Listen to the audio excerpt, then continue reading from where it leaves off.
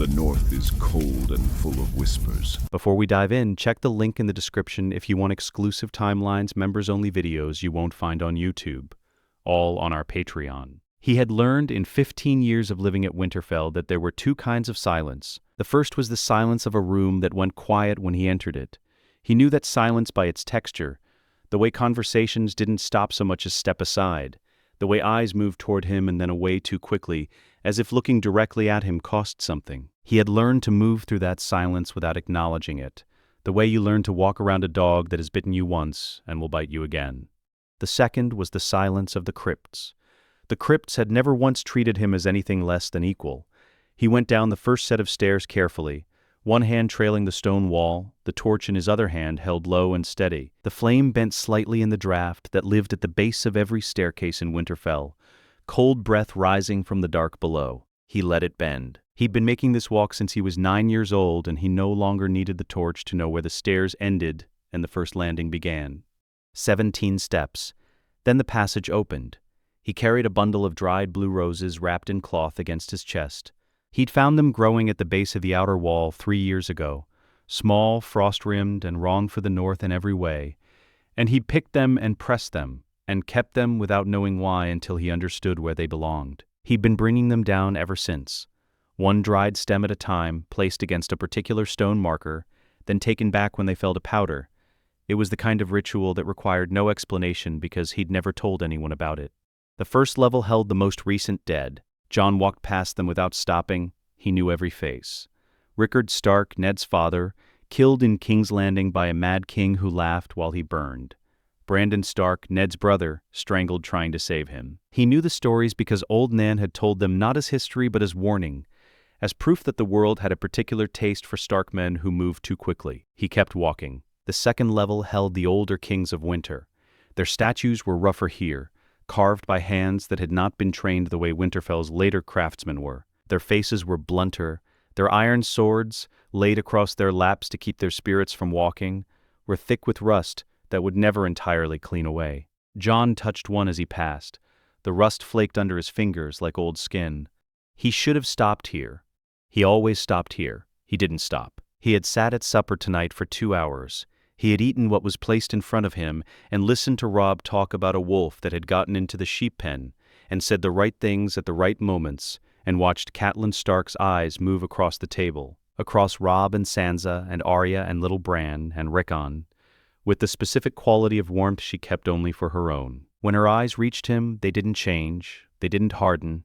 They simply passed over him and continued moving, the way a hand moves over water without parting it. He was used to it.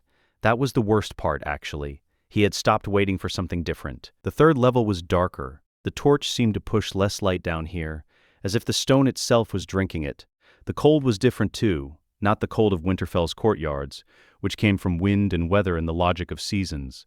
This cold had no logic. It simply existed the way certain truths simply existed, unchanging, indifferent, old enough that warmth was not a comfort to it, but an interruption. Jon exhaled. His breath didn't mist. He'd been expecting it to. He walked until the passage turned. He had never taken this turn before. He was certain of this in the way you are certain of something your body has learned. His feet had always stopped at the third level, had always turned back toward the stairs, had always brought him home before the dark below became the kind of dark that has weight. Tonight, his feet didn't stop. He turned the corner and followed the passage south, toward the oldest part of the rock, and the torchlight moved with him, and the shadows moved with it, and the sound of his own footsteps stopped echoing entirely. That was when he noticed the wall, a section of passage that didn't line up correctly. Not dramatically. If you weren't looking for it, you'd walk past without registering the seam. But Jon had spent 15 years in a household that did not want him, which meant he had spent 15 years being more careful than anyone else. He noticed things that were out of place the way others noticed things that were broken. The seam ran floor to ceiling. The stone on one side was a slightly different age than the stone on the other, cut with marginally different tools, set by marginally different hands. He ran his fingers along it.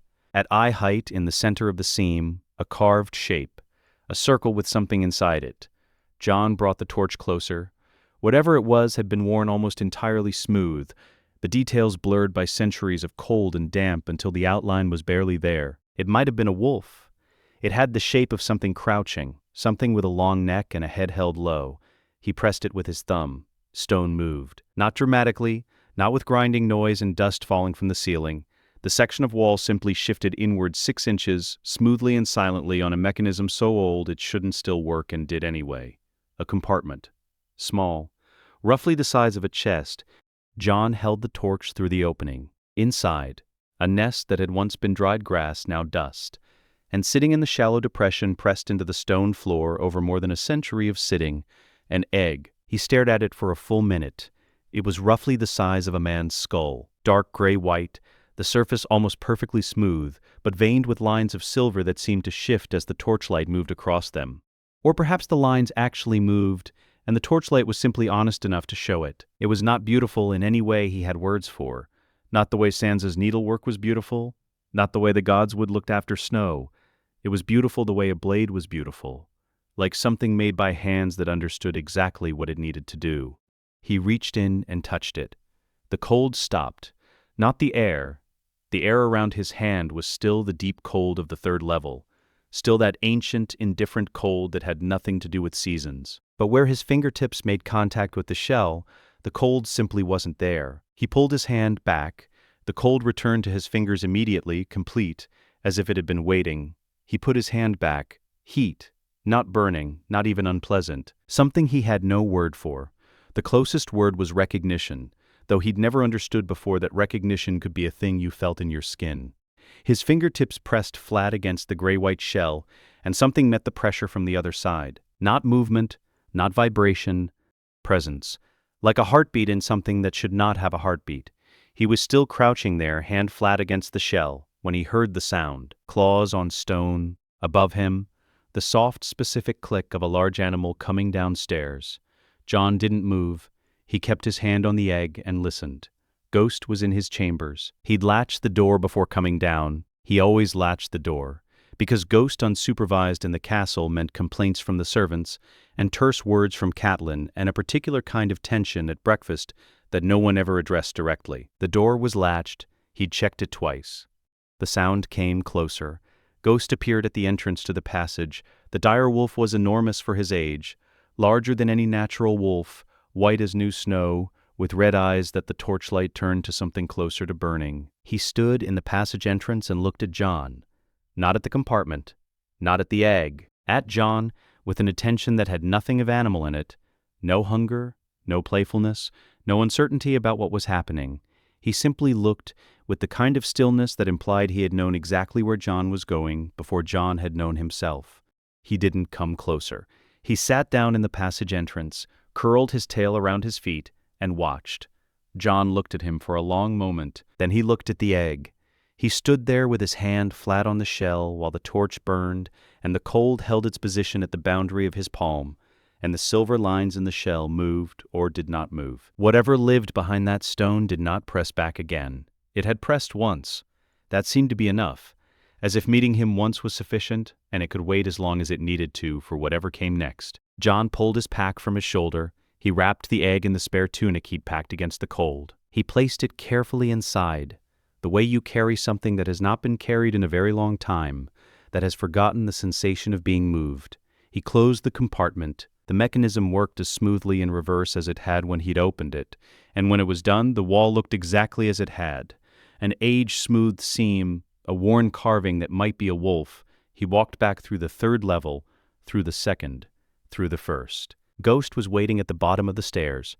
The direwolf looked at him for a long moment, looked at the pack on his shoulder, and then turned and walked back up toward the living world. Jon followed. The cold followed too, but only on the outside. The egg was cold when he woke. Not cold the way the crypts were cold. Not that ancient, indifferent cold that had nothing to do with seasons, just the ordinary cold of his chambers before the fire was lit, which meant it had been sitting untouched beside his head for however many hours he'd slept. He had slept long, longer than he could remember sleeping in years. He didn't dream. This was the thing that struck him first, lying in the gray light of early morning with the egg a hand's width from his face.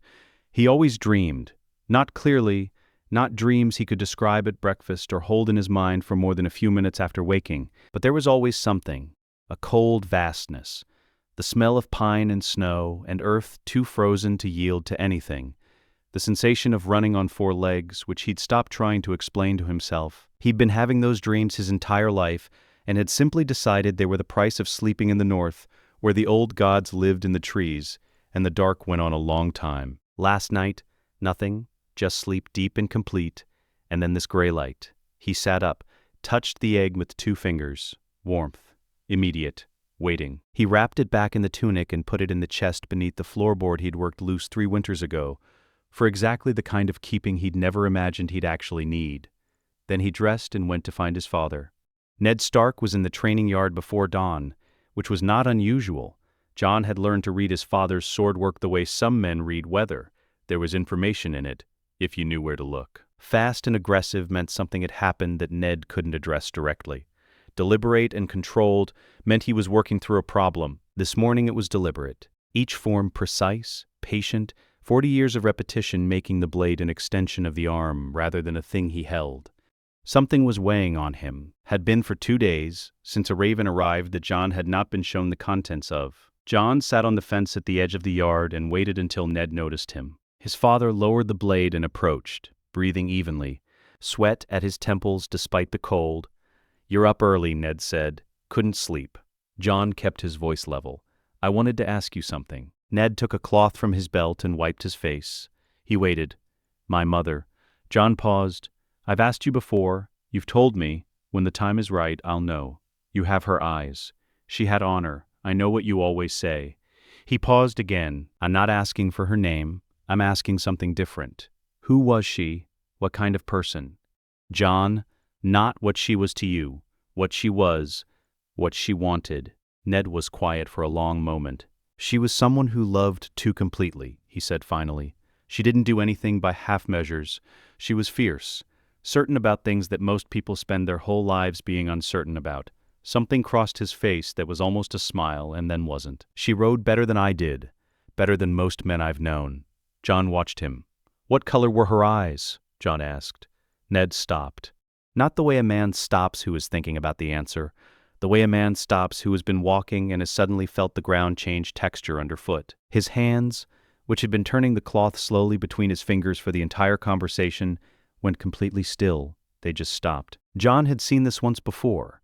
2 winters ago, when the harvest came in short, and Ned had to look Robb in the eye and tell him the numbers were fine, they'd have a good spring. Robb had been 12 and trying to learn what managing a keep meant, and Ned had smiled and said exactly what Robb needed to hear. His hands had gone still in exactly the same way. The most honest man in the north went perfectly still when he lied. "Gray," Ned said, "like yours." Jon held his gaze and said nothing. Ned looked away first. He turned toward the practice dummy at the edge of the yard and adjusted something on the rope that didn't need adjusting. His hands were moving again. "Is that all you wanted to ask?" he said. "No." Ned turned back. "I went into the crypts last night," Jon said. "Deeper than I usually go, past the 3rd level." The change in his father's face was not dramatic. It was the opposite of dramatic. It was the specific way a face becomes controlled, becomes deliberate, all the small movements stopping at once. The color went out of it, not pale exactly, just less. "I found a section of wall," Jon continued, "a seam that doesn't line up, a compartment behind it, and on the stone above the mechanism, a carving." Ned's voice was very careful. "What kind of carving?" "An animal. Hard to tell, worn down." Jon watched his father's throat move. "Could have been a wolf." He let the pause sit, "or something with a longer neck." Silence. The training yard was empty except for them. The torches along the wall were guttering in the morning wind. A dog barked somewhere in the kennels, twice, and stopped. "Jon." Ned's voice came out lower than it had started. "You need to stay away from that level. You need to not go back there. Whatever you found, wherever you found it, you leave it where it is and you do not speak of it. To anyone, not Robb, not Benjen, no one. What is it?" "It doesn't matter what it is." "Then why does your face look like that?" Ned crossed the yard in 4 steps and put both hands on Jon's shoulders, and Jon was struck, as he always was, by how rarely his father touched him. How each time it happened it had the quality of something deliberate, something chosen against 100 reasons not to. There are things in this world that are dangerous, not because of what they are, but because of who sees them, Ned said. "Do you understand?" "No," Jon said. but I understand that you do." Ned looked at him for a long time. The morning light was coming up over the eastern wall now, pale and thin, and in that light his father looked old in a way Jon didn't usually let himself notice. The weight was in the lines around his eyes, in the set of his jaw. "Stay away from that level," Ned said quietly. "Please." Jon looked at the hands on his shoulders. "I will," he said. He said it exactly the way Ned had said the harvest was fine. Ned let him go. Jon walked back through the yard and through the side door, and up the stairs to his chambers, and he did not look back to see if his father was watching. He already knew. Ned was standing exactly where Jon had left him, still and deliberate in the empty yard, working through a new problem the way he worked through forms with the blade. Jon closed the door. He pried up the floorboard. He took out the chest. He sat on the edge of his bed with the egg in his lap, and Ghost, who was always somewhere in the room without Jon being entirely certain how, settled against the wall beside him. He thought about his father's hands going still. He thought about the color of eyes it had taken a question to almost confirm. He thought about the compartment in the oldest part of the rock, behind a stone carved with a shape that might have been a wolf, and might have been something long-necked and patient, something that had waited in the dark while the world above it changed and changed again and eventually forgot that it was there. The egg was warm in his lap. His hands, which had been cold his entire life, which the maids had commented on when he was small, which Robb had complained about on the rare occasions they'd clasped hands, were warm. He had made 2 decisions this morning. The first, before he'd left his chambers, he would not tell Ned about the egg. Whatever it was, whatever it meant, it had been sitting in those crypts for longer than Ned Stark had been alive, and it had responded to Jon's touch and not to anyone else's. It was his. He did not have many things that were unambiguously his. The second decision he'd made in the training yard, watching his father's hands go still. Ned Stark was not his father. He was, in every way that had ever mattered, in every way Jon would defend without hesitation, his father, the man who had taken him in, the man who had, at some cost Jon was only beginning to understand, chosen to protect him, his father completely, in everything but blood. But blood was the thing. The egg was not northern. He'd held it and felt it, and something in his chest had moved in answer, and that something was not Stark. He didn't have a name for it yet. He didn't have a map for what it meant. But he understood, sitting in his chambers with the warmth spreading from his hands into the rest of him, that there was a part of himself he had never had access to, had never even known was locked, and that it had been waiting, like the egg, like everything that endures the long dark, for exactly the right blood to find it. He held the egg. Ghost lay beside him. The morning came on full and ordinary outside the window, and for the first time in 15 years, Jon Snow felt like he was holding something that belonged entirely to him. The preparations began 4 days before the royal procession arrived, and Winterfell became a castle Jon barely recognized. Servants who had spent years moving through the keep at their own pace moved now at a run. Extra fires were lit in chambers that had been cold all winter. The kitchens operated through the night, and the smell of it reached every corner, roasting meat and fresh bread and something sweet and southern that Jon couldn't name. Bedding was aired. Floors were scrubbed. The banners of House Stark were replaced with ones kept folded in the storeroom for exactly this kind of occasion, and they were enormous. The gray direwolf on white so sharp and clean it looked like something that might move. Robb was everywhere. This was the difference between them. Jon understood it watching his brother coordinate the stable boys and the household guard from the yard. Robb moved through the preparation the way an heir moves through a responsibility, with weight, with consequence, with the knowledge that what happened here reflected on him. He caught Jon's eye once across the yard and grinned, the same grin he'd had at 8 years old. Jon moved through the same preparations as a ghost. He carried loads, answered questions from servants who needed an extra pair of hands, shifted barrels from the cold store to the kitchen outbuilding.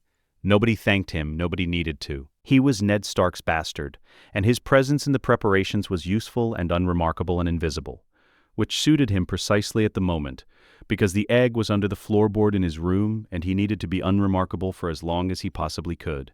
The horns blew mid-morning on the 4th day. Jon was on the wall when the procession came into view, and what struck him first was the scale of it. He'd heard the number, 300 people, which had meant nothing to him until he watched it materialize on the road, and kept materializing long after he'd expected it to stop. Wheelhouses, wagons, gold cloaks in formation, banners taking the wind. the crowned stag of House Baratheon, and the lion of House Lannister, both of them new and bright, and expensive in a way that made Winterfell's old stone look like what it was.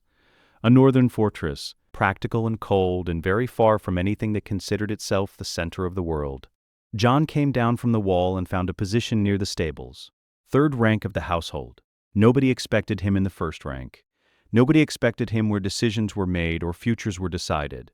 He had spent 15 years learning to work this to his advantage. Robert Baratheon rode at the head of the column. Jon had heard the stories.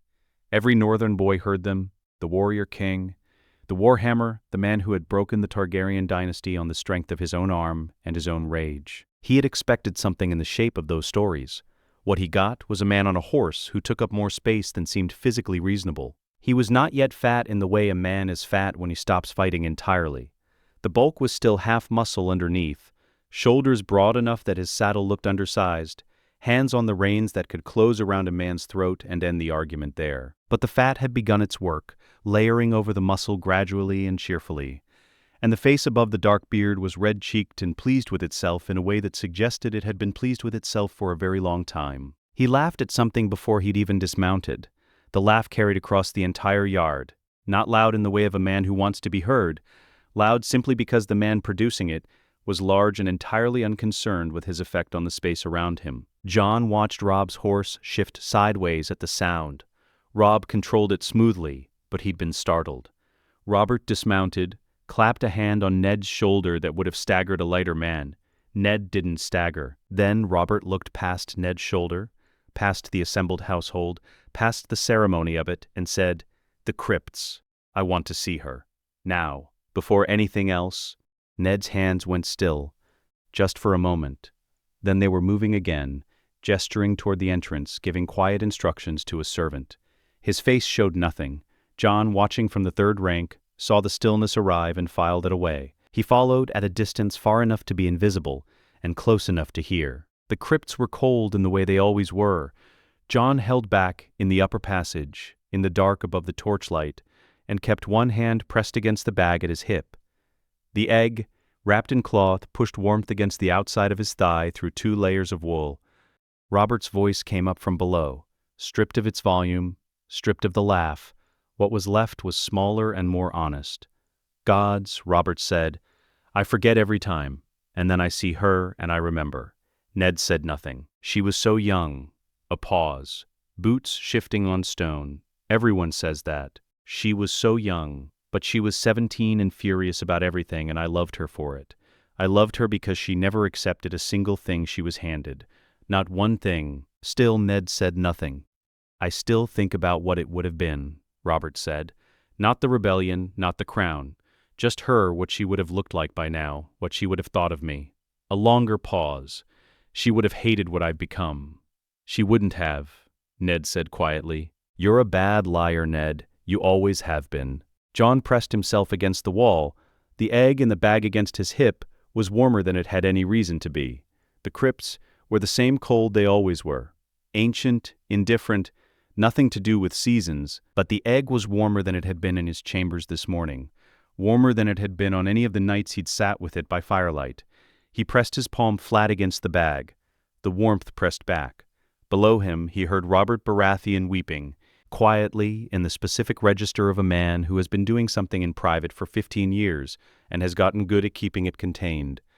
Jon listened and looked down at his hand against the bag and understood 2 things at the same time. The first, the man below him had loved his mother genuinely, the way you love something lost before you could hold it properly. That love had been there a long time, and had calcified into something with the same shape but a different substance entirely. The second, that same man, if he knew what was in Jon's bag, would have him killed before the sun moved another hand's width across the sky. Both things were true simultaneously. Jon had learned in 15 years of navigating the space between what people said and what they meant that most important truths had this quality. He climbed back toward the light. At dinner, Robert worked the high table the way a man works a room he has already decided belongs to him. Jon sat 2 tables back and watched. He watched Robert with Ned, the ease between them old and unquestioned, the shorthand of men who had bled together. He watched Robert with the Stark children. Robb presented well, straight-backed and serious, And Robert approved of him visibly the way you approve of a horse with good lines. Sansa he called lovely and meant it. Arya he called a northern girl and laughed when she didn't smile at it, which was exactly the right response to Arya and showed he was paying more attention than he appeared. Then Robert's eyes moved across the table and found Jon. They passed over him in approximately 1 second. The calculation was visible and instantaneous. Bastard, not a Stark, not a factor, next. No hostility, no curiosity. Nothing that resembled threat recognition.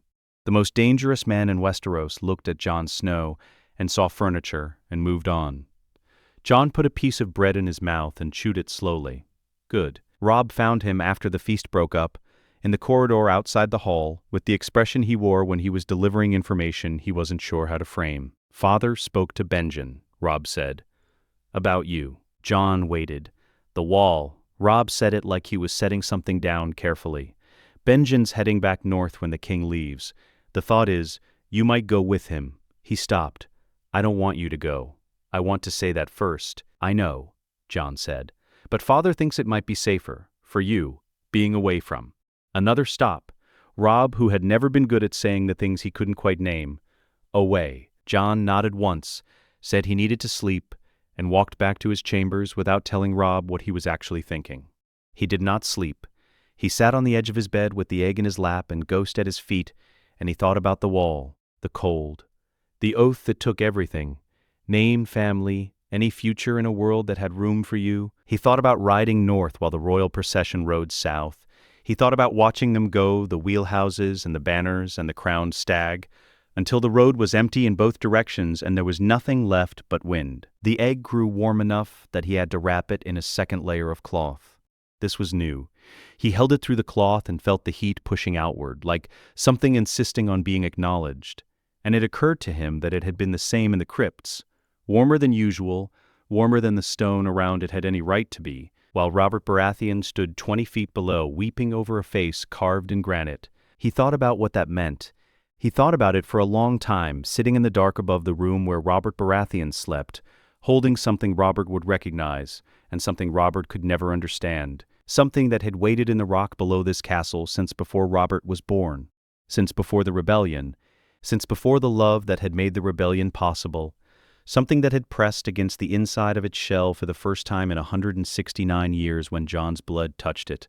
Ghost lifted his head from the foot of the bed and watched him. Jon made the decision. He was not going to the wall, he was going south. He was going where the answers were buried under layers of silence that Ned and Robert, and every person who knew the shape of the secret, had spent 15 years carefully not disturbing. He would disturb them himself. The egg pulsed once against his hands through the cloth. Slow and certain, Jon held it until the heat settled back to its usual register, quiet and constant and present. And Ghost put his head back down, and Winterfell around them breathed its ordinary night, unaware of what it was sheltering. Jon did not tell Ned he was refusing the wall. He told Robb instead. He found his brother in the stables the morning after the feast, checking his horse with the focused attention Robb brought to anything that was his responsibility, and said it simply, he wanted to ride south with the family. He wanted to see the realm before he committed to the watch. He was 15 and had never been further south than the Neck, and he thought maybe he should see what he was swearing off before he swore it off permanently. Robb looked at him for a long moment. Then he said, I'll talk to father. Ned's answer came back through Robb the next morning. Yes, Jon could ride south, no conditions offered, no explanation given. Robb relayed it with the careful neutrality of a man delivering news he doesn't fully understand. Jon understood it completely. When he passed Ned in the yard that afternoon, his father looked at him with an expression that was not surprise and not resignation, but something between them. The look of a man who knows exactly what is happening and has decided he is too exhausted to prevent it. Jon held the look for a moment, nodded once, and kept walking. That was as close as they came to discussing it. He spent the evening before departure solving a practical problem. The egg was roughly the size of a man's skull. It weighed approximately what a large stone would weigh and had a surface that shifted faintly silver in certain lights. It was not a thing you could carry in a bag at your hip for 1,500 miles without someone eventually noticing. He needed a better arrangement. He found it in the small travel chest he'd been assigned for the journey. Plain wood, iron fittings, the kind of chest that held spare clothes and a sharpening stone and nothing that mattered. He worked the false bottom himself, late at night, with a small chisel from the smithy that he returned before dawn. The compartment wasn't large. It didn't need to be. He lined it with Winterfell soil, frozen earth from the edge of the training yard, packed around the egg in a layer 2 fingers deep, compressed until the shape disappeared and the chest could be closed and latched without resistance. He tested it once, closed the chest, latched it, pressed his palm flat against the lid. Nothing. No warmth. Just cold wood. He stood with his hand on the lid for longer than was necessary. Then he picked the chest up and carried it to the wagon himself. The procession left Winterfell at first light. Jon rode at the back of the Stark column, ahead of the baggage wagons, behind Robb and Theon and the household guard, a position that was simultaneously part of the family and not. He had occupied similar positions his entire life, and had gotten very good at not thinking about them too directly. The road south crossed the winter town, and then Winterfell disappeared behind a rise in the ground. Jon did not look back. The cold followed for the first 2 days, gray sky and dark pines and frost on the verge of the road that didn't melt until noon. Jon knew this landscape, had ridden through it, hunted it, sat in it at dawn when Winterfell was still sleeping, and the silence had the quality of something listening. He knew every register of northern cold. He did not look at the wagon carrying his chest more than was natural. Benjen Stark rode at the front of the column on the first day and the back of it on the second, and by the third morning he was riding alongside Jon. He didn't say anything immediately. They rode together for half an hour in the comfortable quiet that had always existed between them. Benjen was a man who understood that some people needed silence the way others needed conversation. Jon had always appreciated this about his uncle. Then Benjen said, "You slept badly at Winterfell." Jon glanced at him. "I slept fine. For the last week of the king's visit, you looked like a man carrying weight he wasn't used to." Benjen kept his eyes on the road. "I've seen rangers come back from long rangings with that look. It's a specific kind of tired." "I was nervous," Jon said. "The king, the court, 300 people." "It was a lot of people," Benjen agreed. "Did anything happen during the visit? Anything that troubled you?" Jon looked at the road. "Should something have happened?" Benjen was quiet for a moment. "You answer questions with questions, you know that? I learned it from watching Father." "Yes," Benjen said. "You did." He said it without judgment, which was somehow harder than judgment would have been. They rode another half-mile in silence.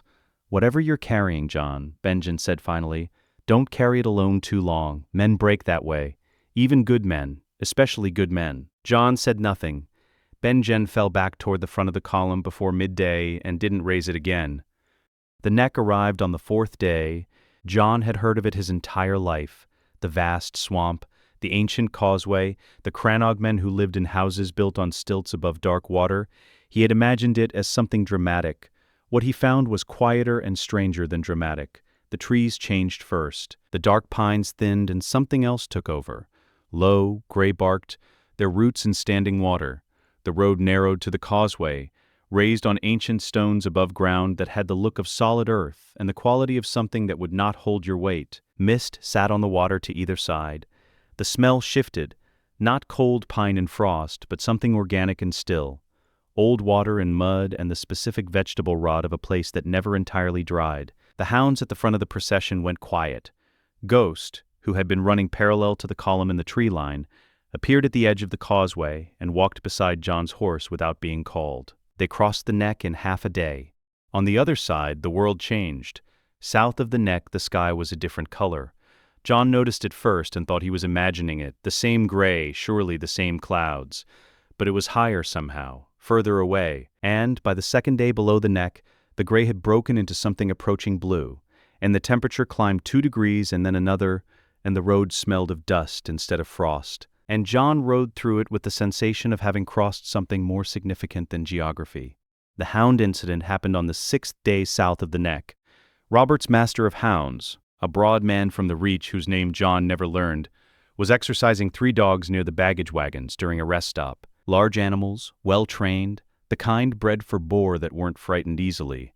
They came around the far end of the wagon line and stopped. Ghost was sitting beside Jon's wagon, not pacing, not threatening.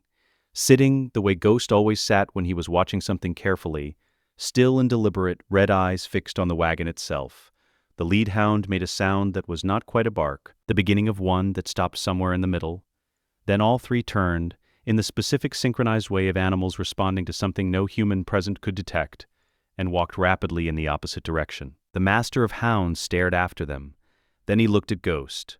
Then he looked at Jon. Jon looked back at him pleasantly. Robert, who had watched from horseback, laughed hard enough that his horse shifted under him. "By the gods, Stark, your bastard's wolf just broke 3 of my best hunting dogs," with a look. Ned smiled at this, briefly and genuinely. Joffrey, watching from further along the column, had not laughed. Jon noted this without looking directly at the prince, and stored it alongside everything else. What he also noted and did not store anywhere anyone else could access: Ghost had not been looking at the hounds. Ghost had positioned himself between the hounds and the baggage wagon, and his eyes had been on the chest inside it the entire time. Arya found him the following evening. The column had stopped near a village large enough to provide fresh water and small enough to be completely overwhelmed by the procession. Jon was sitting on a fence at the edge of the road, eating something that had been warm an hour ago, and Arya climbed up beside him with the efficiency of someone who had been climbing things since she could walk. "Do you think King's Landing actually smells?" she said. "Sansa says it smells like roses." "I don't believe her." "I think it smells like any city," Jon said. "Like a lot of people in a small space." "That sounds terrible." "That sounds accurate." Arya ate something from her own bundle and swung her feet against the fence rail and looked at the village in the dimming light. Then she said, "You're different this trip.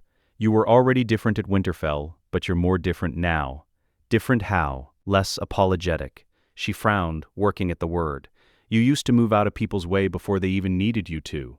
You don't do that as much now." Jon looked at her. "I'm not criticizing," she said quickly. "I like it better." He almost told her. It was the closest he came. The words right there, the specific pressure of a secret that had been held in too small a space for too long. He looked at his sister, who had never once treated him as anything other than simply Jon, and felt the full shape of what he was carrying, and did not say it. "I found something," he said, "before we left. At Winterfell." Arya turned to look at him fully. "I can't tell you what it is yet," he said, "but I will. When I understand it better myself, I promise." She held his gaze for a moment, reading him the way Starks read things, directly without ceremony, then she nodded once. "Okay." She didn't ask again. He loved her for that more than he could have explained. 2 days south of the twins, at the 11th hour of night, Jon sat in his tent with the egg in his lap. He had developed a routine. He waited until the camp was genuinely asleep, not the early stillness of people settling, but the deep stillness that arrives an hour past the last sounds of movement. Then he opened the chest, lifted the egg from its bed of Winterfell soil, and sat with it in the dark. Tonight it was warmer than usual. He held it in both hands and felt the heat moving through his palms and up his wrists. And then he felt the other thing. Not sound. Not exactly. Something below sound, a single sustained note at a frequency his ears couldn't process, but some other part of him received as clearly as spoken language. It lasted 3 seconds. Maybe 4. Then it stopped. Jon sat completely still. Ghost had been lying at the tent entrance. His head came up. The direwolf looked at the egg, and then at Jon, with that quality Jon had come to recognize, the quality of understanding something a human mind couldn't follow, and not finding it troubling. They looked at each other across the tent for a long moment. Jon lowered his ear to the shell. Silence. Just the warmth, steady and patient and present, the way it always was. He wrapped the egg carefully and set it back in the chest, and lay down in the dark and listened to the camp breathe. He thought about the note that was not a sound, which had not come from outside him but from somewhere between his chest and his ears, in a space he had no name for. He had not imagined it. Ghost had heard it too. King's Landing appeared on the horizon late on the 14th day. Jon had been riding with his eyes on the road, and then the road curved around a long rise, and he looked up. He had imagined a larger version of Winterfell. He had imagined a city the way he imagined everything he had no reference for. By scaling up what he knew, what he saw bore no resemblance to anything he knew. It was simply its own thing. Enormous, dense, complicated. The Red Keep on its promontory above an uncountable accumulation of rooftops and walls and towers that spread outward in every direction until the edges dissolved into the bay. The smell reached them before the sound did. Hot stone and animal and cook fire and 10,000 other things combining into something that was entirely and specifically itself. The smell of too many people in too little space making the best of it. Jon's horse adjusted its gait without being asked, responding to something in the air. In the wagon behind him, through the wood and the soil and every layer between them, the egg was warm in a way he could feel without touching it. Not heat on his skin, but heat in his awareness, the presence of something alert and oriented, something that recognized where it was. He had been riding away from Winterfell for 14 days. He understood now, looking at the city, that he had not been riding away from anything. He had been riding toward it. The Grand Maester's library was not available to him. He understood this immediately. The Grand Maester's collection was a privilege of station, and Jon's station in the Red Keep did not include privileges. But Grand Maester Pycelle maintained a reading room in the East Tower where lesser household staff could access basic historical volumes, overseen by one of Pycelle's scribes. A quiet man who asked few questions and seemed more interested in his own cataloging than in monitoring who borrowed what. Jon found it on his 4th day. He requested books on Targaryen history. Plausible enough, a northern boy newly arrived in a southern castle, curious about the dynasty that had built it. The scribe produced 3 volumes without comment. The comment came 2 days later when Jon requested texts on dragons specifically, the Dragon Pit, the reign of Jaehaerys the Conciliator, unusual interest for a northern visitor, the scribe said. "I've never been south before," Jon said. "There's a great deal I don't know." This was true. The scribe accepted it and produced the requested volumes. The 3rd request Jon approached more carefully. He didn't ask for Valyrian magic directly. That would have generated questions he couldn't answer. He asked instead for histories of the free cities, scholarly texts on the Eastern traditions, the kind of request a studious boy might make who was trying to understand the broader world. The scribe gave him 2 volumes without comment. Jon read them all. He read the way he had learned to read everything at Winterfell that mattered, looking for the thing beneath the thing being said, the implication beneath the sentence, the information a writer was conveying without meaning to. He found fragments. The Targaryen histories spoke of the bond between dragon riders and their mounts in the passive language of tradition. It had always been, it was understood to require, without specifying what the bond actually was or how it formed. The dragon texts described the pit in operational terms and gave him nothing useful. In the Free Cities scholarship, buried in a chapter on Valyrian religious practice, he found the phrase fire and blood twice, both times without elaboration, both times as if the meaning was self-evident to anyone reading who already knew. He also found, in a footnote, the word Dracarys. The translation provided was dragonfire, which Jon understood was only the beginning of what the word meant. He returned all the books to the scribe and did not request further volumes. He found the alchemists by following a smell. This happened on the 7th day, in a lower passage beneath the throne room that his mapping had flagged as a servant route, but that also appeared to connect to something older, a section of corridor where the stone was different, rougher, pre-conquest construction that the Red Keep had been built around rather than replacing. The smell rose from this section, not the organic smells of the rest of the lower keep, but something chemical, sharp, with a sweetness underneath it that was not actually sweet so much as it was the idea of sweetness before it curdled. Jon followed it. The chamber at the end of the passage was small and lit by a single lantern. At a workbench, a junior alchemist, young, narrow-shouldered, entirely absorbed, was using a small amount of some compound to produce a controlled flame. The flame was green. Not the orange or yellow of ordinary fire, but a bright, unnatural green that had nothing to do with nature, the color of something that should not exist and did. Jon stopped in the doorway. The egg went from warm to hot, between one breath and the next. Not the heat of the skull cellar, not that blazing, insistent pressure. Something different. Something that was specifically a response to the color of the flame, to the compound on the workbench, to whatever property that unnatural green fire had that ordinary fire did not. Jon took a step back without deciding to. His hand went to the bag. The alchemist did not look up. Jon watched from the doorway for 10 minutes until the man finished his work, covered the compound, lifted his lantern, and left through a far exit. Then Jon walked into the empty chamber and stood where the flame had been. The stone of the workbench was warm, not Red Keep ambient warmth, specifically warm locally in the exact shape of where the flame had stood. Jon put both palms flat on it and felt the heat move into his hands, up his wrists, into his arms. The egg was warm in the bag beside him, steady, present, answering. He stood there long after the warmth faded, his palms on the stone, thinking. He made the decision on the 8th night. Sitting in his room in the dark, he had the egg, A knife he'd carried since Winterfell, short-bladed, taken from the collection in his chambers that no one had thought to remove.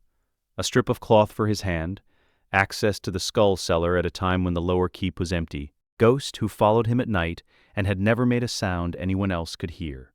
He had fragments of knowledge pointing in a single direction. He had 15 years of something in his blood that had been told it was nothing, given the name Bastard, and not given a name before that had pressed its hand against stone in the dark of an old crypt, and felt warmth press back. He made the decision the way he had always made decisions that were actually already made, by sitting with it long enough that it stopped being a decision and became simply the next thing. He looked at Ghost across the room. Ghost looked back at him. "I know," Jon said. The preparation took 3 more days. He walked the guard rotation one final time to confirm what he had mapped. The lower levels at the midnight hour, 1 guard at the base of the main east stair, none in the corridor leading to the cellar door. The kitchen staff banked their fires before the 11th hour. The passage was empty between then and the hour before dawn. He moved the torch from the bracket outside the cellar corridor 2 days early, replaced it with a spare from the kitchen passage, confirmed that no one noticed the change. On the 10th night he was ready. He waited until the Red Keep settled into full silence, not the early stillness of people preparing for sleep, but the deep stillness that arrives an hour past the last sounds of movement. He rose, dressed in dark wool, put the knife at his belt, the cloth in his pocket, and lifted the egg from the chest. He wrapped it against his chest and stood at the door. Ghost was already in the corridor. They went down. The skull cellar was exactly as he'd left it. Jon set the torch in the bracket closest to the far wall. In the torchlight, Balerion's skull resolved from shadow into mass, jaw resting on the stone floor, eye sockets at the height of a mounted man, the crown of the skull lost in the darkness above. The other skulls ranged along the walls in descending order of size, but Jon did not look at them. He looked at Balerion. He unwrapped the egg and set it on the stone floor directly in front of the great skull. Then he sat back and looked at it. The silver veining caught the torchlight and held it. The egg radiated warmth upward in a column he could feel on his face when he bent close. He looked at it for a long time, long enough to be certain not of the outcome, which he couldn't know, but of the action, which he had already decided. He drew the knife. He did not make theater of it. He turned his left palm upward and drew the blade across the heel of his hand. Not deeply, not dramatically. A slow, deliberate cut that opened the skin cleanly and hurt the way clean cuts hurt. Immediately and sharply, then settling into a throb. He closed his fist. He watched the blood well between his fingers. He held his fist over the egg and opened it. Blood dropped onto the shell. Where each drop touched, the silver veining flared, briefly a pulse that was there and gone, like something glimpsed at the edge of vision. Jon held his fist there and let it fall and watched each drop produce its own small pulse, irregular, like a heartbeat that hadn't yet found its rhythm. He opened his mouth. He had no Valyrian. He had read Dracarys in a footnote and understood the translation spoke of dragonfire, of something specific and living, not merely the element. He had no ceremony, no formula, no instruction from anything he'd been able to find. He had only the egg and his blood and the understanding, which had no location in his body he could name, of what he was trying to say. What came out was not common tongue, fragments, syllables that felt right in a way he couldn't explain, the way the egg's warmth felt right, the way Ghost felt right. Not a language he was speaking, but a language he was reaching toward, individual sounds separated by silence. The silence as important as the sounds themselves. He spoke the way Ghost communicated with him in the wolf dreams he almost never remembered. Not in words, but in intention. He said, "I am here." He said, "I have always been here." He said, "Wake up." He didn't know if those were the exact words. He knew they were what he meant, and the sounds he made while meaning them were close enough to something old enough that exactness no longer mattered. The temperature in the cellar climbed. He felt it on his face first. Not comfortable warmth, but pressure. The air thickening with heat, the cold retreating to the corners and the high shadows where the torchlight didn't reach. The silver veining stopped responding to individual drops and began to glow continuously, a faint luminescence from within the shell. Not dramatic, not light show spectacle, but real, something pressing from the inside against the surface, testing the boundary between where it was and where it needed to be. Ghost made a sound. It was the only sound Jon had ever heard from the direwolf that was not silence.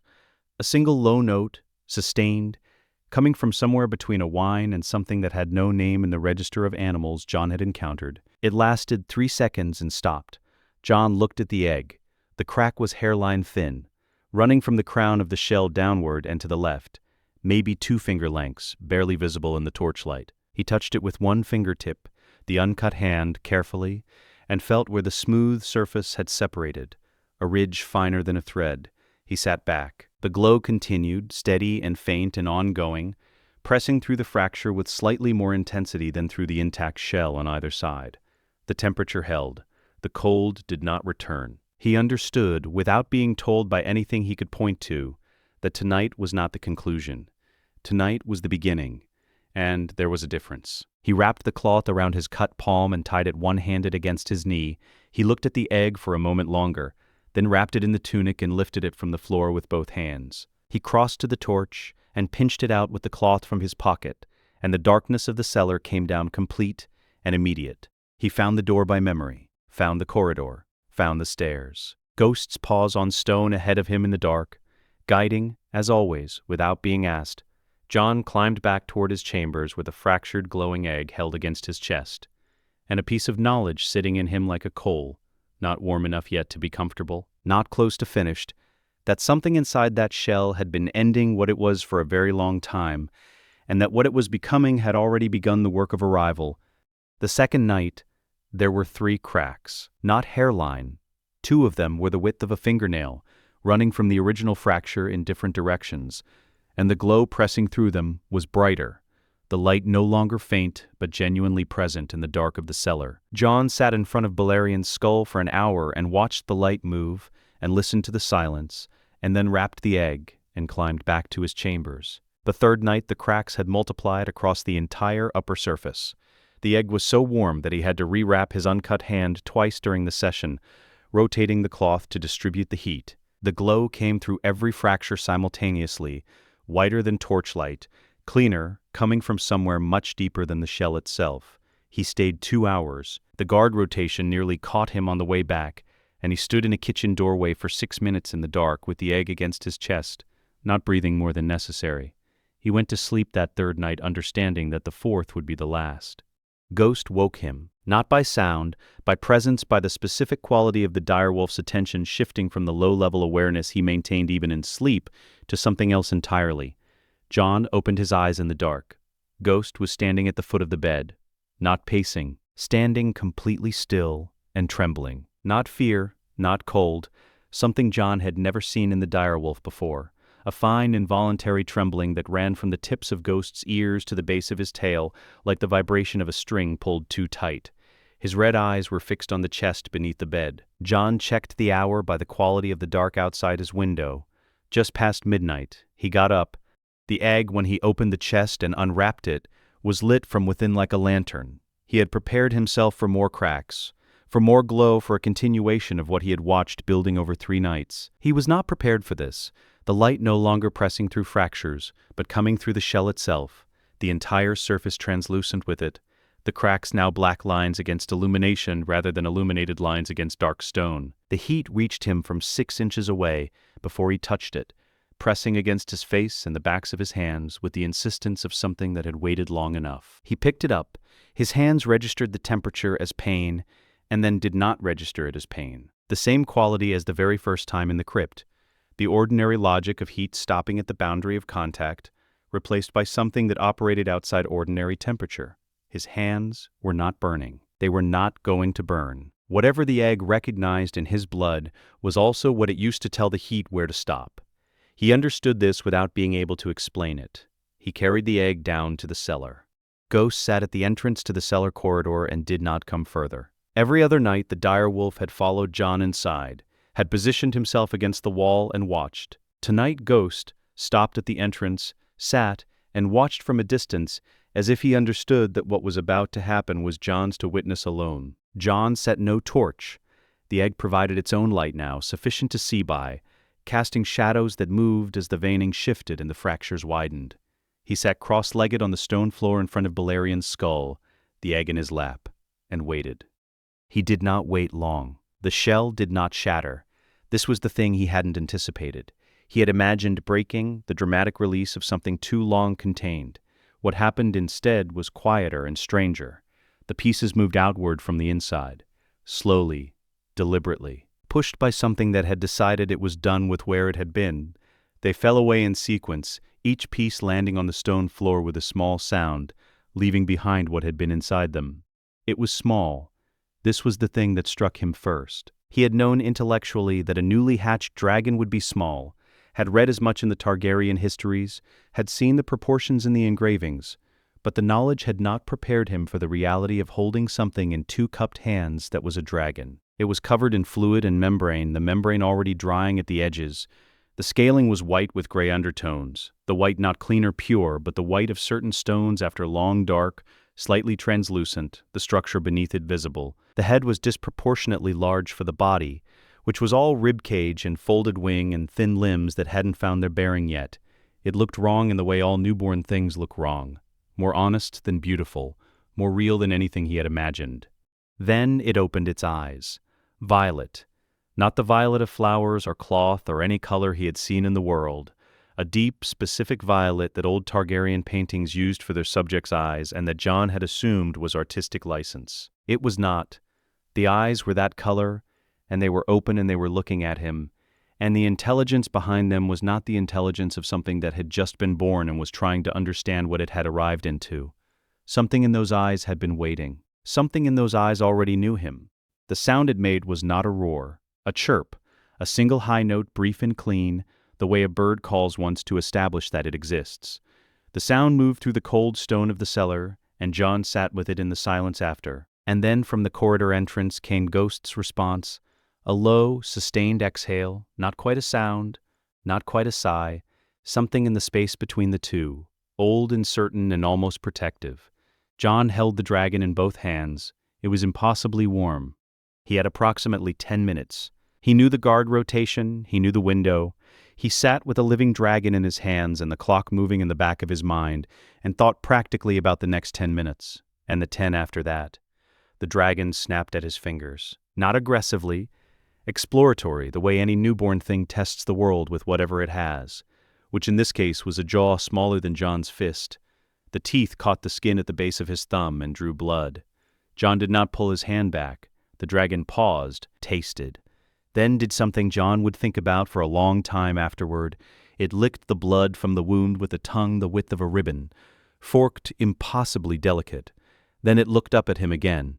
Recognition, complete and immediate, the same quality as the very first touch in the crypt, but now it had eyes. Jon wrapped it in the cloth that had held the egg. He tucked it against his chest, under his tunic, where its warmth and his warmth became indistinguishable. He gathered the pieces of shell from the floor in the dark, as many as he could find, and put them in the bag. He stood and crossed to the corridor entrance. Ghost had already turned and was walking toward the stairs. The first night in his chambers with Winterflame was the longest night Jon had ever spent. The dragon would not be set down. When Jon tried to place it on the bed, it made the chirping sound, once, twice, a third time, each one slightly more carrying than the last. The specific quality of a sound that would travel through walls if allowed to continue. Jon picked it up. It stopped immediately. He sat on the edge of the bed with it in his lap, and Ghost watching from across the room, and understood that this would be the arrangement for the foreseeable future.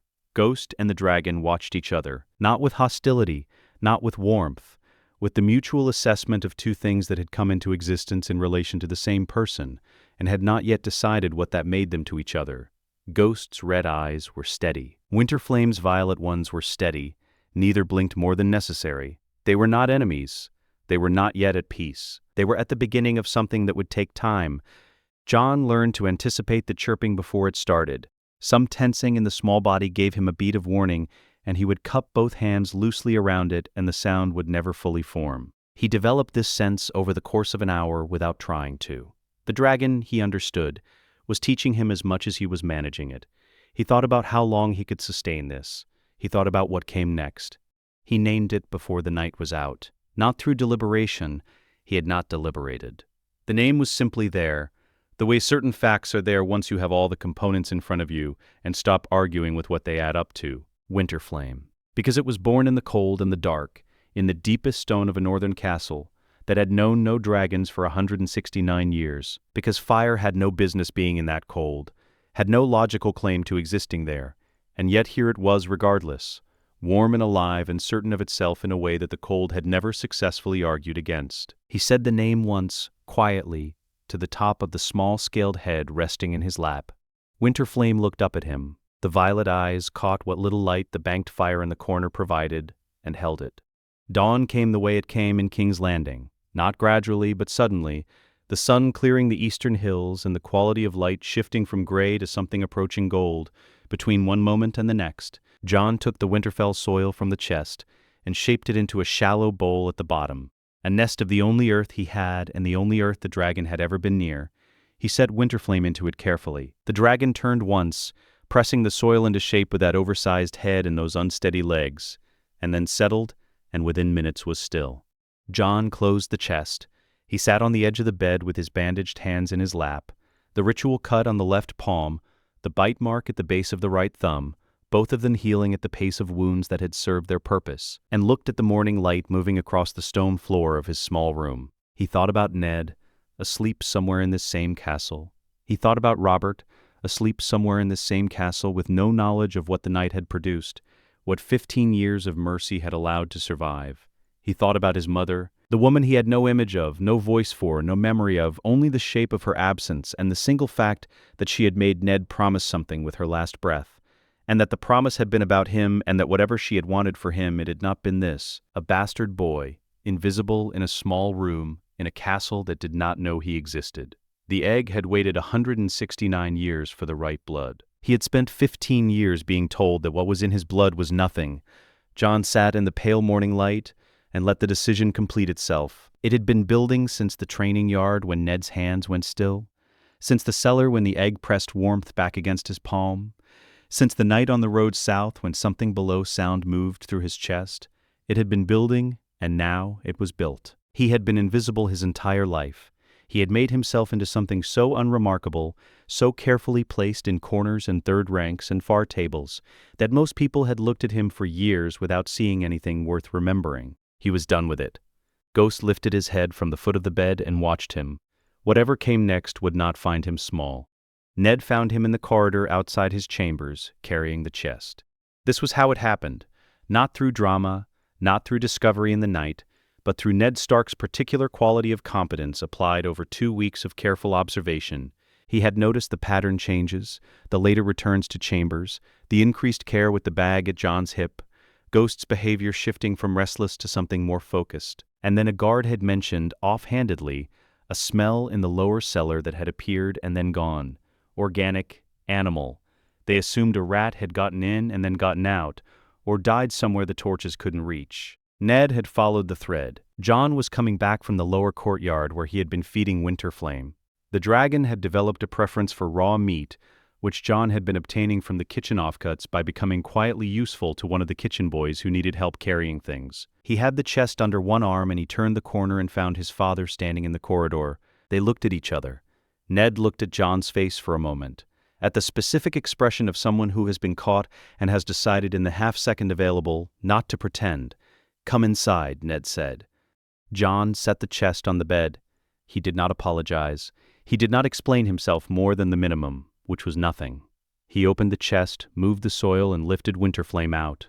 The membrane had long since dried and shed. The white-gray scaling had settled into something closer to what it would be, white primary, gray undertones along the spine, and the wing edges, the whole of it slightly translucent in direct light in a way that implied depth.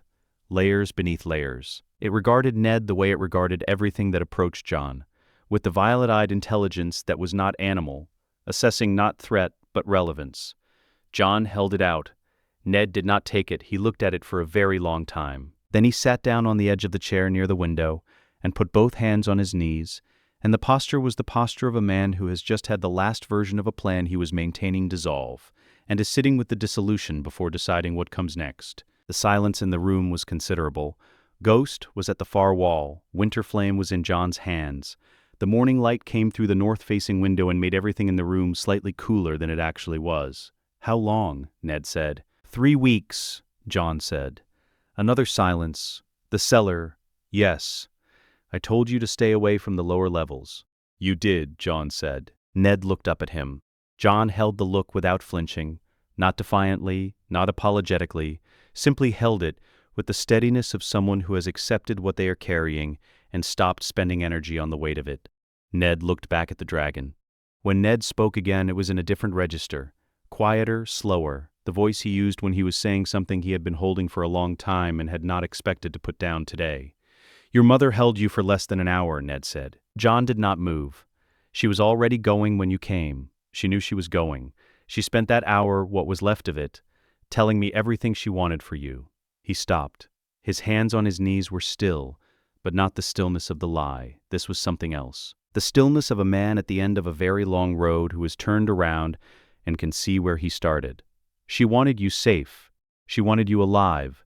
She was specific about what she was afraid of, and what she wanted kept for you. He paused. "I don't think this is what she meant." Jon said nothing. Ned looked at Winterflame, at the violet eyes, at the white-gray scaling, at the size of something that had no business existing and existed regardless. "But I think I understand why it found you," he said. The room was very quiet.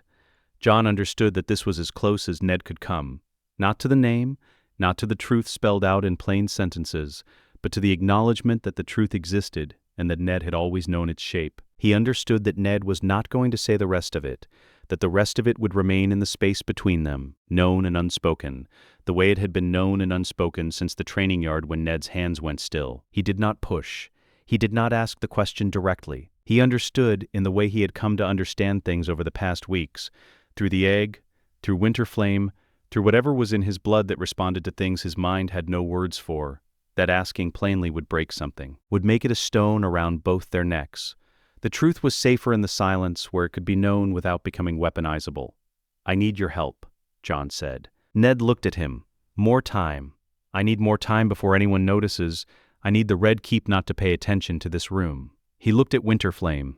"And I need to know what you know. Not all of it, but enough." What followed was the most oblique conversation Jon had ever had, in a life that had trained him specifically for oblique conversations. Ned said, "Robert cannot hold the realm if certain things come to light." Jon understood what certain things referred to without Ned naming them. Ned said, he had hoped the secret would simply hold, would outlive everyone who knew it, would become a rumor and then become nothing. Jon understood that the secret he referred to had more than one layer, and that Ned was speaking about both layers simultaneously. Then Ned looked at the dragon for a long moment and said very quietly, "The plan is finished. Whatever I had hoped would happen, whatever version of this I could still manage, that version is done." He said it without accusation. As a fact arrived at and accepted, war is coming regardless of anything I do now. The only question is whether you face it with what you are, or without it. Jon watched him. 2 months, Ned said. Maybe less. The dragon will grow. It will become impossible to conceal here. He stood, crossed to the window, looked down at the courtyard below. I don't know yet where, but not the Red Keep, not under Robert's roof. He turned back. I'll watch him, track his moods, track the council's attention. When there's a window, we move. A pause. In the meantime, feed it early and late when the passages are empty. Keep Ghost in the room. Ghost covers some of the smell. I know you know. There was something in Ned's voice Jon didn't have a word for. Not quite grief, not quite pride, somewhere between them and belonging to neither entirely. You've been managing this alone for 3 weeks. I have. You should have come to me earlier. You told me to stay away from the lower levels. Ned looked at him for a long moment. Yes, he said, I did. He moved to the door, stopped with his hand on the frame and turned back one more time. One more thing. Varys. The spider. Watch him. Don't approach, don't speak to him, don't let him see you watching. Learn his patterns the way you've learned the guard rotations. He held Jon's gaze. The master of whisperers knows everything that moves in this castle. If he doesn't know about the dragon yet, we have time. The moment he does, we have none. How will I know when he knows? Ned considered this for a moment. He'll start being kind to you, he said. Varys is kind to things he intends to use. He left. Jon stood in the room after the door closed, holding Winterflame. Then he sat on the edge of the bed, and Ghost moved from the wall and lay at his feet. And Winterflame turned once on Jon's shoulder and settled there, tail curling loosely around the back of his neck.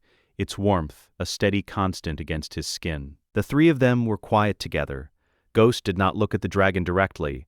Winterflame did not extend toward the direwolf. They had arrived at something over the past weeks that was not friendship and not peace, but was functional. The coexistence of two things that had agreed to share the same space around the same center without resolving what they were to each other. It was, Jon thought, probably the most honest relationship in the room. He thought about what Ned had said. He thought about the part Ned hadn't said. His mother, always the abstraction, always the absence, the shape of a woman he could not put a face to. She had held him for less than an hour.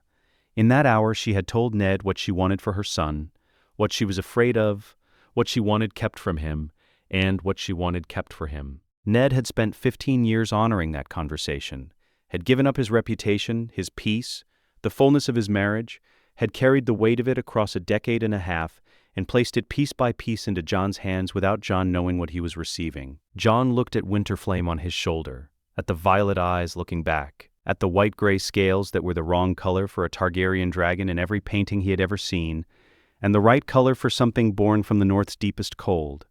He did not say the name he was thinking. Not aloud, not even quietly to himself. Not yet. The name was there, had been there since the cellar, since the skull, since the blood in the words and the hairline crack, but naming it changed it, made it exist outside of him rather than inside, and he was not ready for that yet. He would be. Not tonight. Winterflame made the sound that was not quite a chirp, the lower register one, the one Jon had learned to understand as something closer to recognition than communication. He reached up and placed 2 fingers against the scaled head. Warmth pressed back. It always pressed back. The message arrived through a servant Jon didn't recognize. This was the first tell. Every servant in his corridor was known to him by now. He had made a point of knowing them, names and schedules, and which ones reported to the household steward, and which ones reported to no one. The boy who knocked on his door just before the evening meal was not from his corridor. He was not from any section of the keep Jon had mapped, which meant he had been selected precisely because he wasn't. The message was simple. Lord Stark wished to speak with him. The records room on the east corridor, lower level. Before the evening meal, Jon looked at the boy for a moment. "Thank you," he said, and the boy left. He sat on the edge of the bed with Winterflame in his lap and thought about it. Ned knew better than to summon him anywhere near the lower levels. Ned had told him, explicitly and more than once, to stay away from the lower levels. If Ned needed to speak with him urgently, he would come to Jon's chambers, or send word through one of 3 servants he trusted, none of whom was the boy who had just knocked on the door. This was a trap. Jon held Winterflame and considered his options. He went. He spent 10 minutes preparing. Ghost was in the corridor. Jon crouched at the door and looked at the direwolf and said quietly, 20 feet. Stay 20 feet behind me and stay quiet. If I come back through, you follow. If I don't come back through, you come in. Ghost looked at him. I know, Jon said. He tucked Winterflame inside his doublet, against his chest. The dragon was larger now than Jon could easily conceal. Weeks of growth had put weight on the frame and breadth on the wings, and he could feel the strain of it as he buttoned the doublet over, the fabric pulling taut. The fit was no longer comfortable. It was no longer sustainable. Whatever came next, this method of concealment had perhaps a week left before it became impossible. He filed this fact alongside everything else and buttoned the last button. He checked the knife at his belt. Then he walked toward the east corridor, lower level, with Ghost 20 feet behind him and the torches throwing his shadow long against red stone. Cersei Lannister was already there. She was not alone.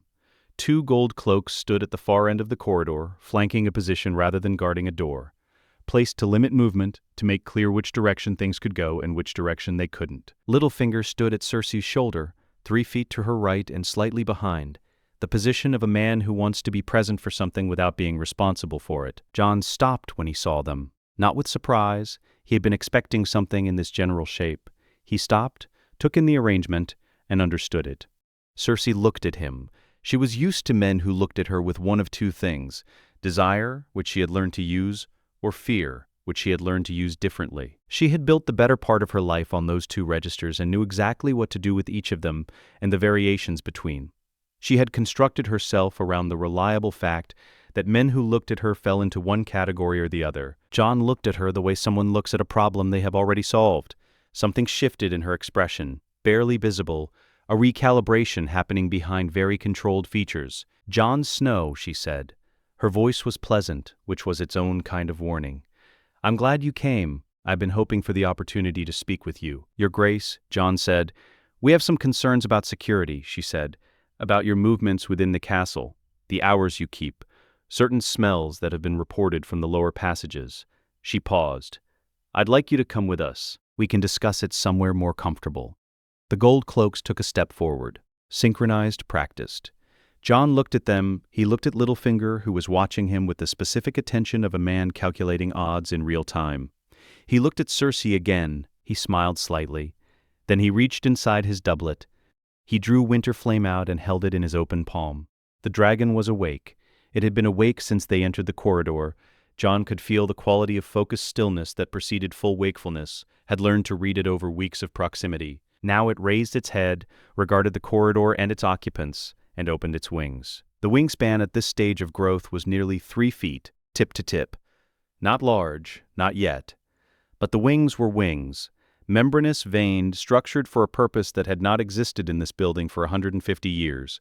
And they caught the torchlight and held it, and the white-gray scaling along the body reflected it back, and the violet eyes were open and looking at Cersei Lannister with an intelligence that was not animal, and an indifference that was entirely its own. Winterflame made a sound that was not quite a chirp and not quite a growl, somewhere between the two, in a register that traveled through the stone floor of the corridor and up through the souls of every person standing on it. Cersei stepped backward, 1 step, controlled. She did not scream. She was Cersei Lannister, and she did not scream at things. Had trained that response out of herself decades ago and replaced it with something more useful. But she stepped backward, and the pleasantness left her face entirely, replaced by something stripped of performance, something that was simply a response to the specific fact of a living dragon in a corridor of the Red Keep. Littlefinger's composure left him completely. This was the thing Jon noted most carefully. Not the gold cloaks pressing themselves against the opposite wall.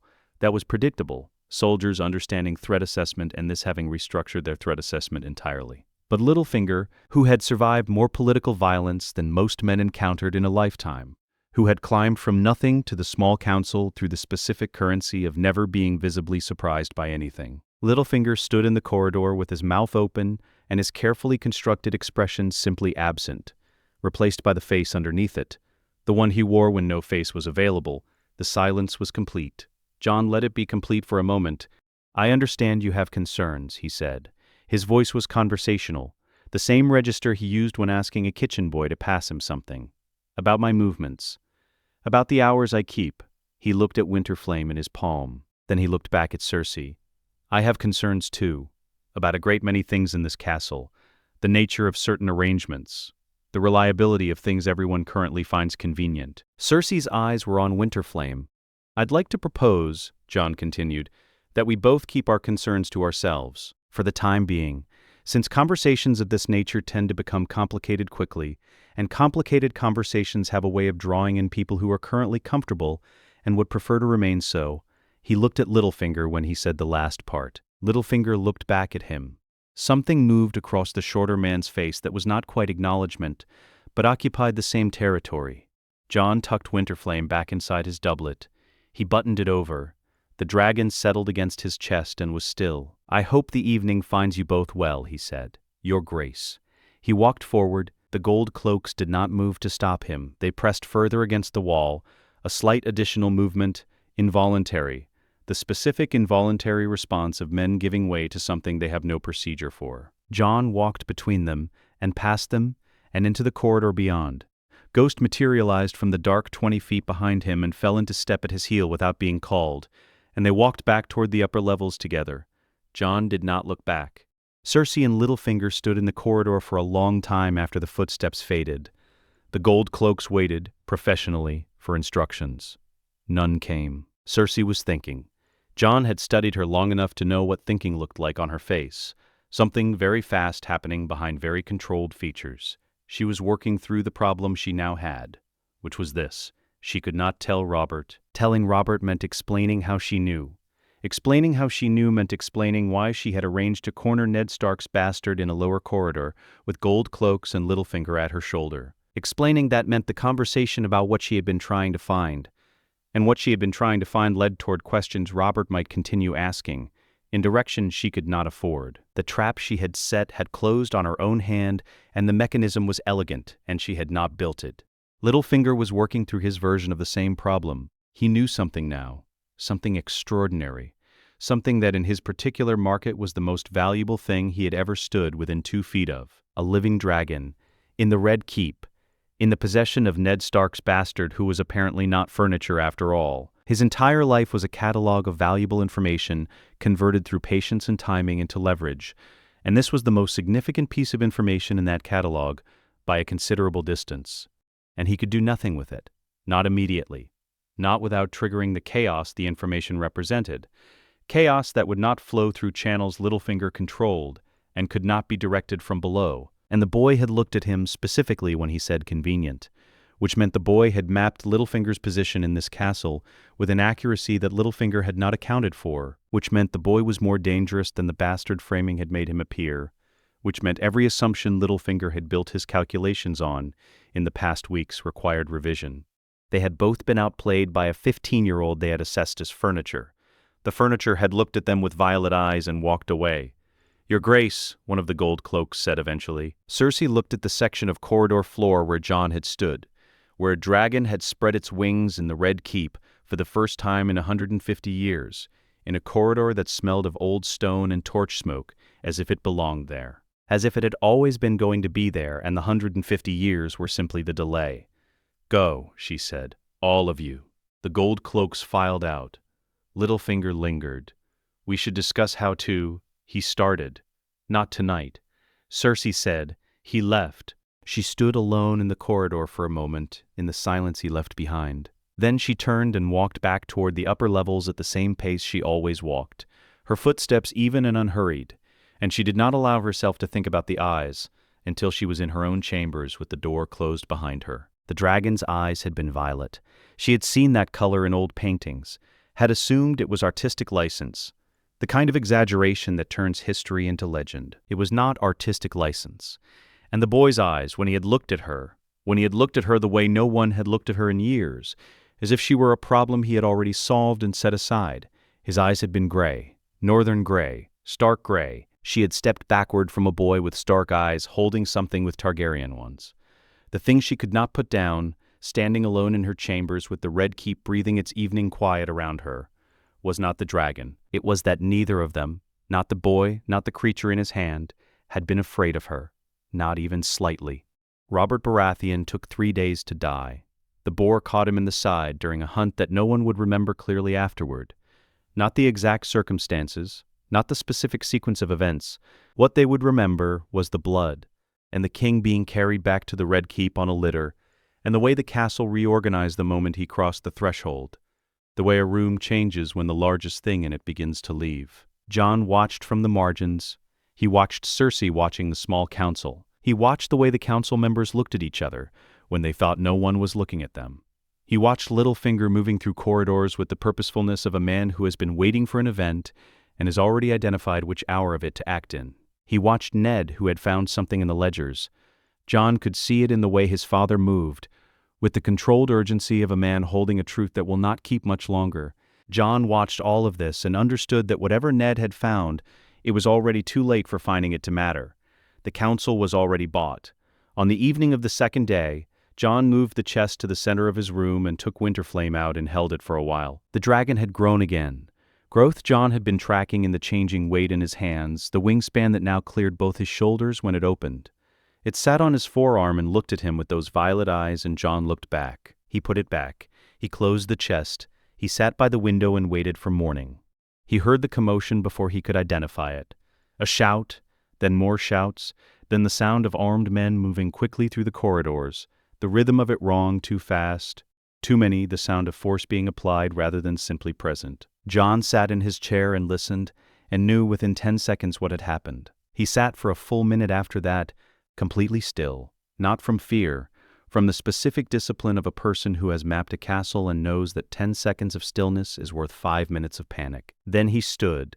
He dressed in dark wool. He took Winterflame from the chest and placed it on his shoulder. He wrapped his hand in leather strips the way he'd learned to wrap it before anything requiring a steady grip. He looked at Ghost. Ghost was already at the door. Jon opened it. The walk took 11 minutes. He moved the way he had been moving through this castle for weeks. Servant passages, back corridors, the routes through the parts of the Red Keep that had nothing in them that mattered to anyone with power. The castle was louder than usual, voices carrying, people appearing in doorways and retreating again. Word traveled through a castle the way water traveled through stone, faster than it looked, finding every available gap. The servants he passed looked at the floor. He had noticed this before. When something genuinely frightening happened in a castle, the people with the least power looked down rather than at the thing they were afraid of, as if not seeing it might exempt them from it. None of them looked up at Jon Snow moving toward the throne room with a white dragon on his shoulder. He reached the main corridor. The doors to the great hall were open. He went in. The room was full. Every lord and courtier still in the Red Keep had assembled. Drawn by the gravity of a moment everyone understood was significant, and no one wanted to have missed. They stood in clusters and rows, watching the dais, watching each other. On the throne, Joffrey, he sat in it the way a boy sits in a chair that is too large, not with comfort, not with the settled quality of someone who belongs, but with the rigid, deliberate posture of someone performing belonging hard enough to make it true. His hands were on the armrests, his jaw was set. He looked like he was being held upright by sheer effort of will. Cersei stood to his right, watching the room before the throne. On his knees, Ned. Alive. That was the first thing Jon confirmed. Alive and conscious, hands bound behind him, blood from a cut at his temple dried against his jaw, kneeling on the stone floor with 2 gold cloaks flanking him. Ned looked up at the doorway. He saw Jon before anyone else did. His expression moved through several things very quickly. Horror, grief, the specific grief of a man watching something he spent 15 years preventing arrive regardless. And then underneath those, coming last and staying, relief. The relief of a person who has been carrying a secret so long that the end of carrying it, whatever the cost, is still an end. The secret had kept itself as long as it could. Jon walked to the center of the room. He did not draw a weapon. He did not announce himself. He did not speak. He walked to the open space before the dais and stopped, and stood and let the room notice him. The noticing moved outward from where he stood the way cold air moves through a gap. First the people nearest him, turning at the sound of footsteps. Then the ones behind them, registering the change in the people in front. Then the whole room reorienting, and then the whole room seeing what was on his shoulder. Joffrey saw it. Cersei saw it. Everyone saw it. Winterflame felt the room notice it. Jon could feel the dragon feel it, felt the small body on his shoulder gather itself, felt the shift in attention that moved through the scales like a current. Winterflame lifted its head, opened its wings, both of them, fully, the wingspan clearing Jon's shoulders on both sides with room beyond, white-gray membrane catching the torchlight from every brazier in the hall simultaneously. Then it made a sound, not the chirp, not the low-register sound Jon had learned to read as recognition, something new, the first vocalization of its kind in this room in 150 years. The sound a young dragon makes when it is establishing that it exists, and that the space around it is understood to be its space. It was not loud, it did not need to be. It was the kind of sound that travels through stone the way certain truths travel through conversations, not by volume but by quality, by the specific frequency of something that cannot be argued with. In the outer corridors, people stopped walking. Joffrey opened his mouth. He was going to order it killed. Jon could see the sentence forming, could see the boy reaching for the authority of the throne the way a man reaches for something he believes will hold his weight. He was going to say kill it, or seize it, or some version of the command that the crown was supposed to make executable. The sentence did not arrive, because every person in the room had looked at Joffrey, then at the dragon, then back at Joffrey, and the arithmetic this produced did not resolve in Joffrey's favor. The people in the room were not stupid, they knew it. And Joffrey, sitting in his too large chair with everything he had pointed at performing authority, could see in their faces that they knew it, and the sentence stopped before it reached his mouth. Cersei turned toward Jon and drew breath. Jon looked at her. Winterflame looked at her. The same 2 pairs of eyes that had looked at her in a lower corridor weeks ago. Not hostile, not afraid, simply present and entirely unmoved by what she was. She had stepped backward from those eyes once already. In front of the full court of the Red Keep, she did not step backward. She stopped. The gold cloak holding Ned's arm looked at the dragon. He looked at it for 3 full seconds, a practical man performing accurate risk assessment, which was the reason practical men survived in positions of practical violence. The assessment completed itself in those 3 seconds and produced a clear result. He released Ned's arm and took 1 step sideways. Not a defection, not a declaration, just a step, just a man recalibrating where he was standing based on information that had become available. The gold cloak beside him, watching the first, took the same step. Ned's hands were still bound, but he was no longer held. He got to his feet slowly. The stone had been hard and the kneeling had not been brief. He straightened with the deliberate care of a man who will not let anyone in this room see him struggle. And then he was standing, and he looked across the open space at Jon. Jon looked back. Ned had avoided looking at Jon directly for 15 years. Not always, not every moment, but in the moments that mattered, when looking closely would have meant seeing through the shape of the lie, Ned had found places for his eyes that were not Jon's face. It was not cruelty, it was the only way the protection had worked. He was not looking away now. He looked at Jon the way he might have looked at Lyanna when she was very young, and he was old enough to understand what she was, but not yet what the world would do with it, with a specific quality of grief and love that does not distinguish between them because it has never needed to. Something settled in Ned's face. Some weight that had been held in a particular arrangement for 15 years found a different one, not gone. The weight did not go, but accepted in the full and specific sense of that word in a way it had not been before. Jon turned to face the throne. He did not sit in it. He was 15 years old, and he did not know how to be a king, and he knew he did not know.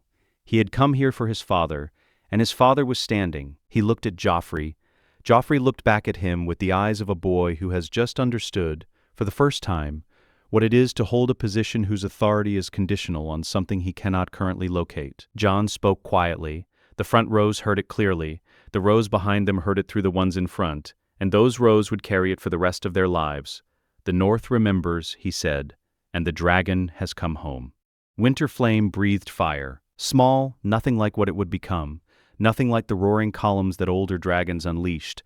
A tongue of flame no longer than Jon's forearm, young and clean and bright, the white gold of a fire that has not yet learned to be anything other than honest. It lit the air in front of the throne for a single second and was gone. Every torch in the room leaned away from it, bowing toward the walls, and then straightened again. Ghost came through the doors behind him, walked to Jon's heel, sat. The room was very quiet.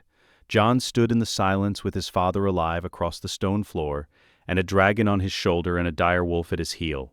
And he did not speak again because nothing more needed to be said. The room had already done the arithmetic. The answer was standing in the open space before the throne, and the room already knew it.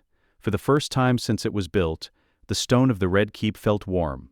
Let us know what you'd like to see next. The end.